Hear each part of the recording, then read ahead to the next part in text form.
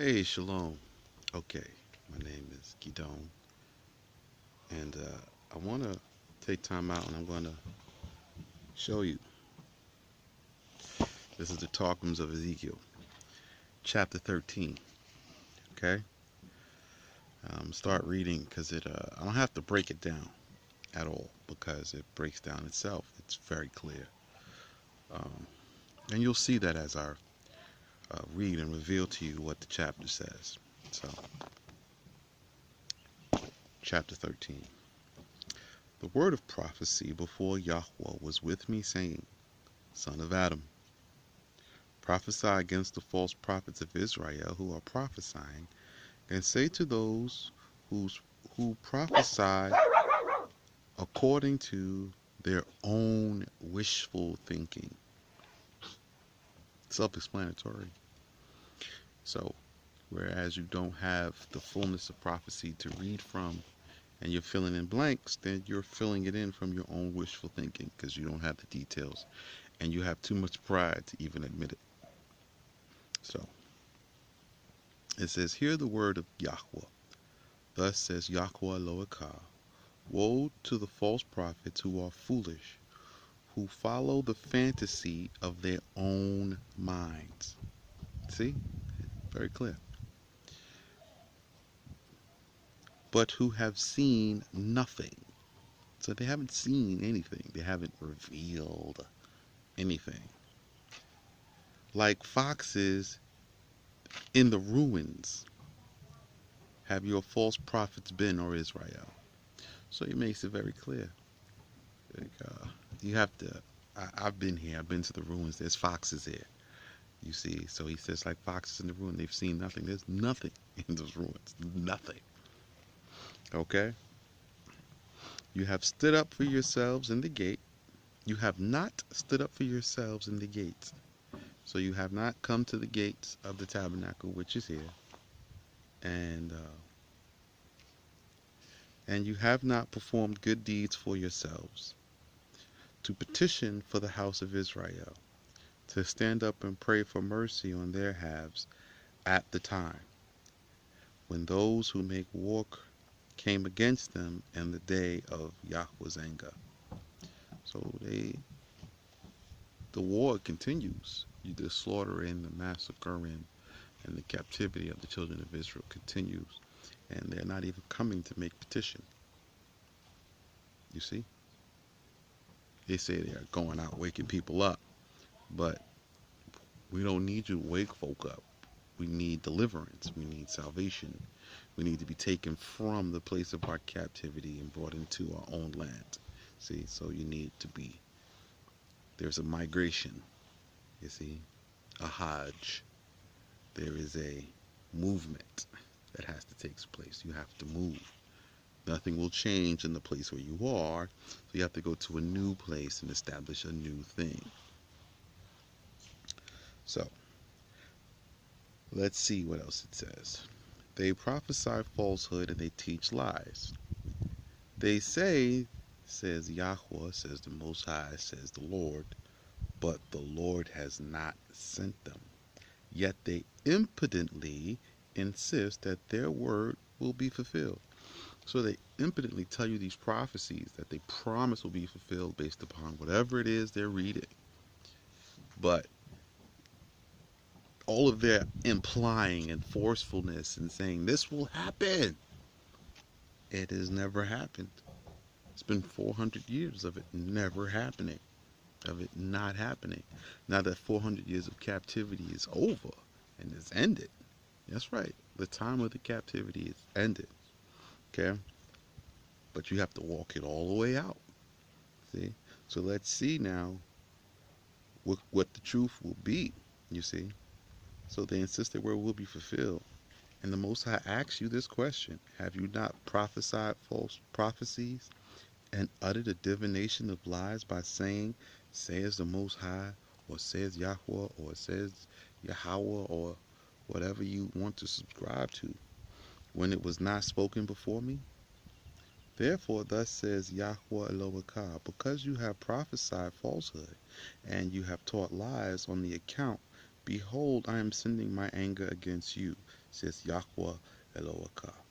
And the striking power of my might shall be against the false prophets who prophesy falsehood and who teach lies. They shall not be among those who enjoy the secret good which is hidden away for my people, and in the inscription for eternal life, which is inscribed for the righteous of the house of Israel.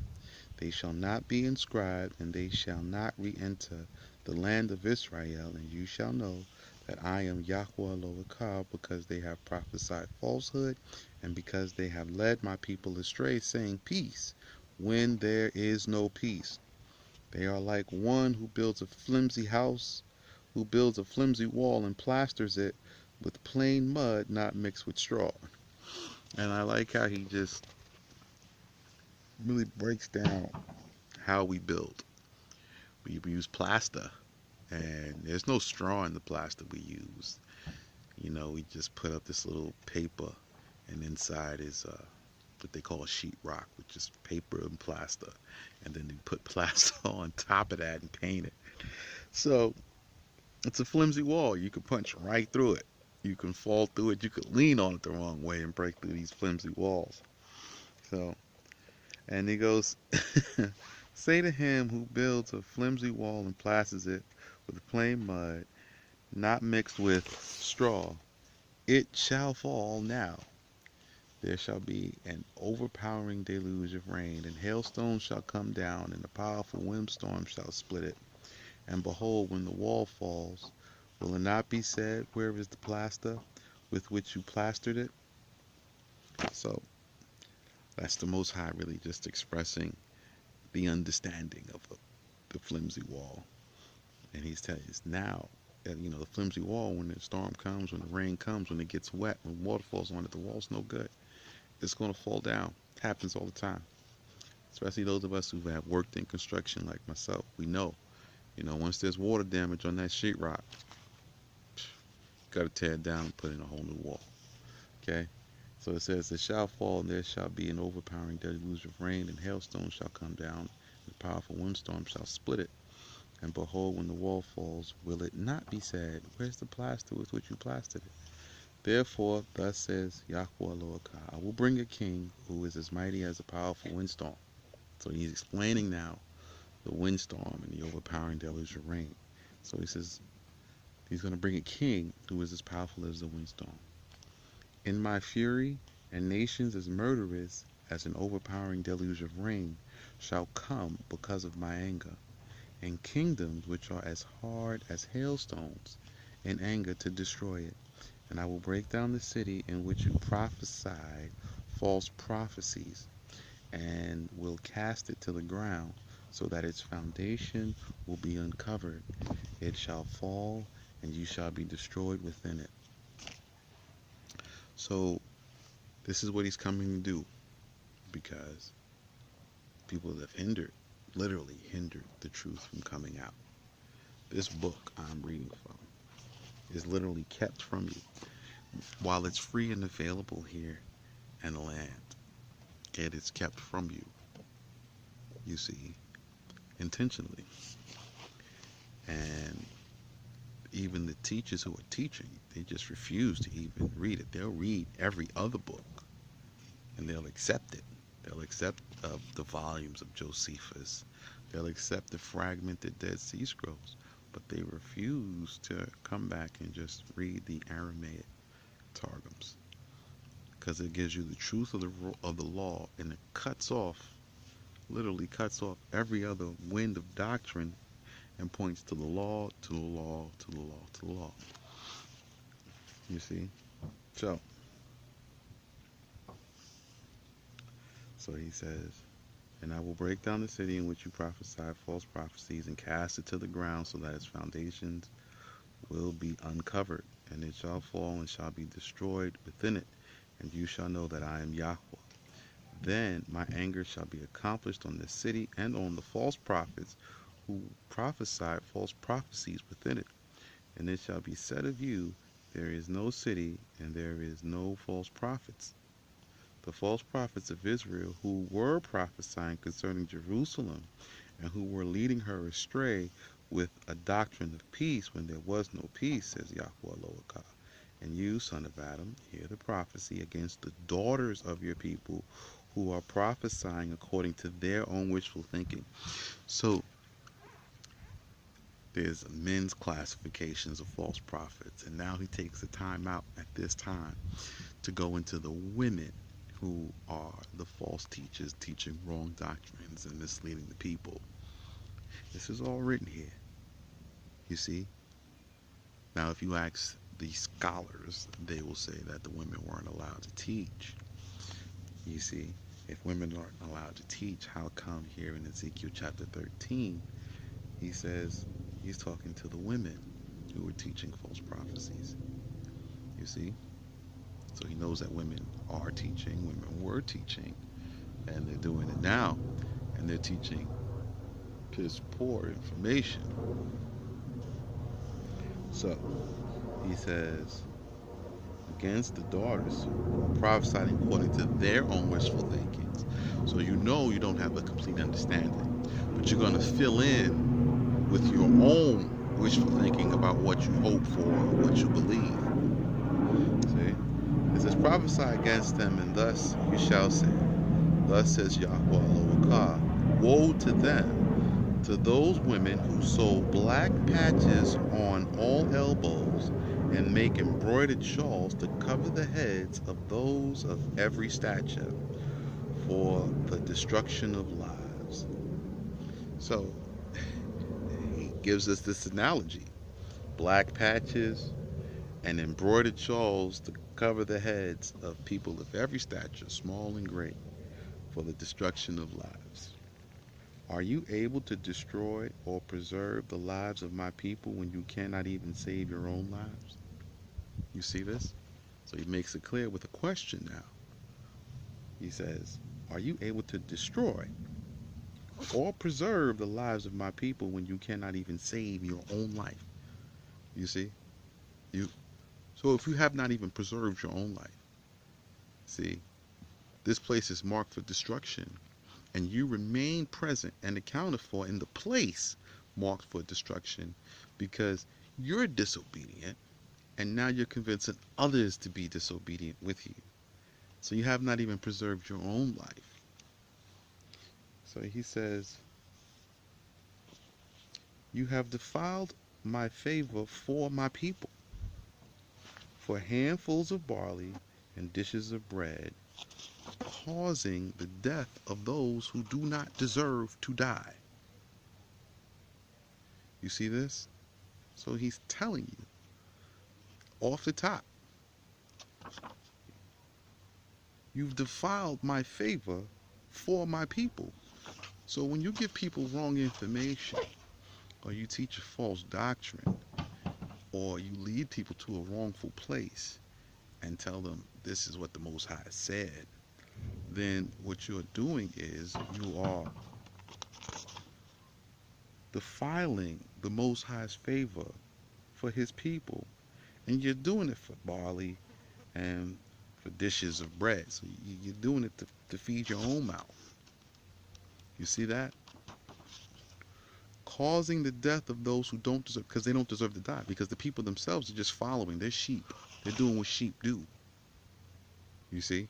They're just following the instructions that you give because you're supposed to be the expert. You're the one in the know. You're the one supposed to be giving this light. So the Most High asks you a question. Do you not put them to death? And preserving the lives of those who do not deserve to live. You see that? So now there's a second part because of what you're doing. People who deserve to die because they're wicked, you're preserving their lives. And the people who don't deserve to die, you're causing them to die. Do you not keep them alive by lying to my people who listen to lies? See, I just said it. It's explaining itself. This is what you're doing when you teach a bad doctrine, when you tell people to not return to the land, when you tell people to not to go another place other than to come here to Israel and come down to Iraq and to learn the customs of Abraham. This is exactly what it says. You see, it's written right here in the text. When you tell people um, that they have to wait for the land to be cleared out before they could return, these anti-return doctrines, all of them, are false because the land is ready, the land is prepared, the land is looking for you. And this is the memra of Yahweh Elohaka, or the Most High, my God, your God. Okay? So, therefore, thus says, so you're lying to my people who listen to lies. I'm just picking up on verse 20. Therefore, thus says Yahweh Elohaka, behold, I am sending my anger against the black patches by which you lead astray. So he's explaining the black patches, saying, these we bewitch souls to destruction. You see that? So you put these black patches on people because they don't know any better, so they're just trying to prepare themselves, putting these patches, patches go on knees, elbows, to protect the holes and spots or whatever. And you're just patching up a tattered and torn garment or whatever, which has happened. And he says, you're saying these we bewitch souls to destruction. So he says, I will remove them from your arms. Remember when I told you we put the patches on the arms and shoulders where the garment is tattered or torn? He says, I will remove the black patches from your arms, and I will have the souls which you bewitch, even their souls which were to be destroyed, and I will remove your embroidered shawls, and I will save my people from your hands, and no longer shall they be turned over to your hand to be finished off, and you shall know that I am Yahweh. You see that? So the Most High is going to literally cut the fat here. He's going to remove the top layer, the leadership, the ones that are causing the people to go into error, who are teaching these crazy doctrines of beliefs against the member. You see, to get the member, you had to return to the land. Many have returned and many have left, but none have sought out or sought for a new word or the member or a completed word here in the land. So I came to seek out this word, because if he says it's here, then it must be. And I found it. And it's not hidden here. The truth is here. It actually strings together all the truths that a lot of people have strung together using other books. But it puts it all together. It puts it all in perspective. And it shows where the dividing line is, without question. So going back to this, you see, so he's going to remove the cream of the crop. He's going to gather his people out, the ones he selected, his elect. He's going to literally remove them. This great multitude of Israel that's scattered all over the world, he's going to remove them. See? Because you have made faint the heart of the righteous, leading him to become false, when he did not deserve reproach before my memra. So, people who have good, clean, and pure hearts are doing the wrong things because they are taught in error. And once they are taught in error, then they follow this path which they weren't designated for, because they are pure in heart. So he says, I'm going to remove the pure-hearted ones, the ones who just honestly were seeking the truth, and they just heard the truth and they followed along with, and they're doing their best to just stand upright before the Most High. He says, I'm going to take them because they don't deserve to have reproach before the memra. You see? He says, and you have strengthened the hand of the wicked. So when you teach these poor doctrines, and when you teach these unrevealed words, what you're doing is you're strengthening the hand of the wicked. You are strengthening the oppressor by remaining in the land of your captivity beyond the time of your captivity. What you are doing is strengthening the oppressor over you. It's period, because you cannot have your power restored except you be returned. So you, without the power or without the support of the memra or the word of Yahweh, behind what you are doing, then you do not have the power to overcome your enemy, and your enemy remains to oppress over you, because you cannot get a foothold in the land of your captivity. But you leaving the land of the captivity is just like when Lot was taking out of the cities of Sodom and Gomorrah, him and his daughters, his wife and family. Once you remove the righteous, then there is nothing but wickedness, and the only thing that Yahweh must do is bring judgment upon that place. But he has to remove them out. Okay? So, and you have strengthened the hands of the wicked so as not to turn from his evil way to save his life. So it goes into the next level of elaboration. So the person who has a pure heart, who wants to find out, who would hear and do, it says, you have turned him so that he could not hear the truth and save his own life. So if you hear the truth and you return, especially the children of Israel, you return to your land, you stop coveting another land and other peoples and other gods and other forms of finance and wealth and everything else, and you return to your customs and your traditions, then you remove the power of the oppressor, and you become your own person, and you can establish your own people and become your own governing bodies, governed by the Memra, or the word of Yah. It says people are supposed to hear the truth, and when they hear the truth, the ones with the pure heart will turn from their wicked ways and not be any more of a reproach. You see? So he's telling these people who are teaching these piss poor doctrines, who are telling the people, stay where you are, we're going to be rescued, this. Therefore you shall not prophesy falsehood, nor teach false doctrine anymore. But I will save my people from your hand, and you shall know that I am Yahweh. So here is the promise.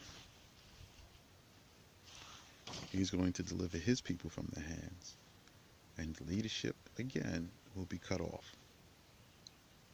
You see? And we're at the time where the exile is ending, and we're at the point of the return. And so you cannot say that you have not been warned, or this has not been said to you, or that you didn't know, because you have been told. The word, the Memra of Yahweh has gone forth, and it will be.